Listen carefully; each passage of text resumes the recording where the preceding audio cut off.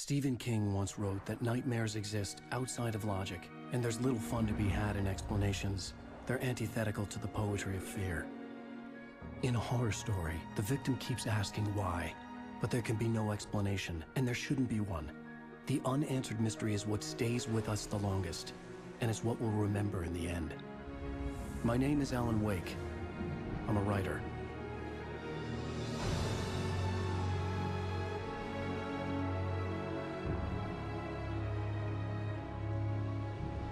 What's up everyone, I am Dave Winchester with The Lost Save, welcoming you back to my 31 Games for Halloween series.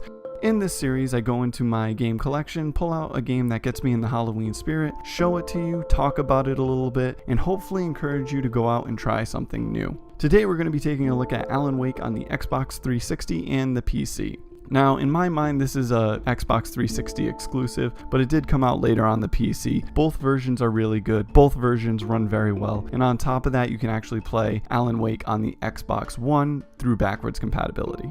So what is Alan Wake? Well, it's a third-person action game, and I know there are a lot of those on this list, but this one's got some unique twists to it. First of all, you don't just go around fighting monsters. Most of the things that you fight are just townspeople infected with darkness. When they're infected with darkness, the way you have to kill them is break it down with light. So by shining a light on the townsperson that's infected, it slowly wears down their shield, and then you get to shoot them and take them out. The townspeople get these different abilities, like some of them are super fast, some of them have extra health and all this crazy stuff, but the core mechanics of the game are solid. So just imagine something like Resident Evil 4 or Dead Space, except everything has a shield and you have to find a way to break it using light, whether that be shining a flashlight on them, using flares, or even using the light that's in the environment itself.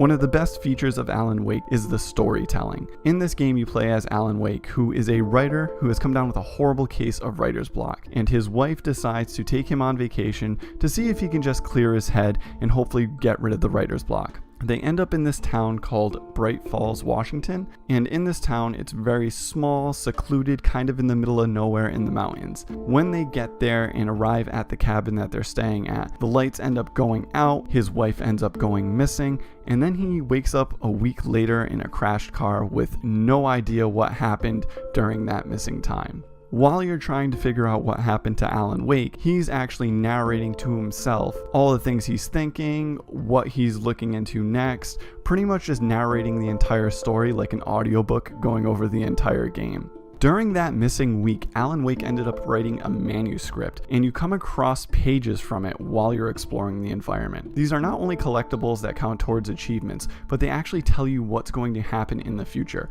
whether it be a cutscene or actual gameplay. So if you find a manuscript page that says Alan's going to confront a bunch of people overcome by the darkness, that actually happened shortly thereafter, and since you know it's coming, you can actually prepare for it. Although the game didn't live up to the hype with having a full day-night cycle and a huge town that you can explore, it's still a wonderful experience. All of the characters that you come across have great personalities that are very memorable, and on top of that, the story's told so well that it's like playing a Stephen King novel, and there's very few games that are even remotely like that when it comes to storytelling.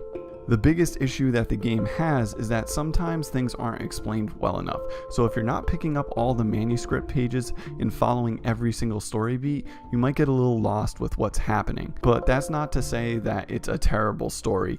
It still does a good job of getting you from point A to point B. You always know what you're looking for and you always know where you're going. You just might not get the small details that the developers wanted you to.